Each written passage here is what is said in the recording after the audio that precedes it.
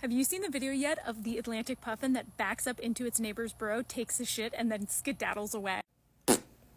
But as an avian behavioral ecologist, I'm left asking at the end of this video what seems like a very simple question, which is, did that puffin actually do that on purpose? Because let me tell you, birds are no stranger to sabotaging their neighbors when it benefits them to do so. So I was fully ready for this to be like a thing that puffins do.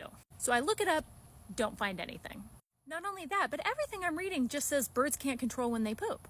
But I'm not finding that anywhere like credible or satisfying. So now I am on a mission. I must know the answer to this question. Even though I'm a bird scientist, I'm not that kind of bird scientist, so I need a different kind of bird scientist to help me with this. So I look up this paper, and here's a little insider tip.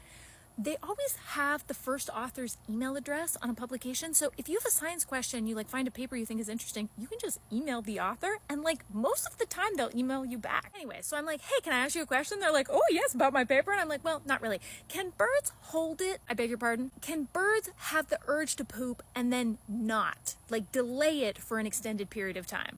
And he says no. So while birds like us have an anal sphincter muscle, they do not have voluntary control over that muscle. So that's why when we are struck with the urge and it's not a great time, we just kind of tighten up, and then we can hold it for a really long period of time. But evidently birds can't do that. So what that means is it's very unlikely that that puffin was 100 yards away, hit by the urge to poop, and was like, you know what really pissed me off earlier, and then ran all the way over to its neighbor's burrow to take a dump and leave. That said, they can hold it for a very short period of time, which is why it's possible to potty train like pet birds. So we can't rule out the possibility that it was just already very close by when the urge struck it.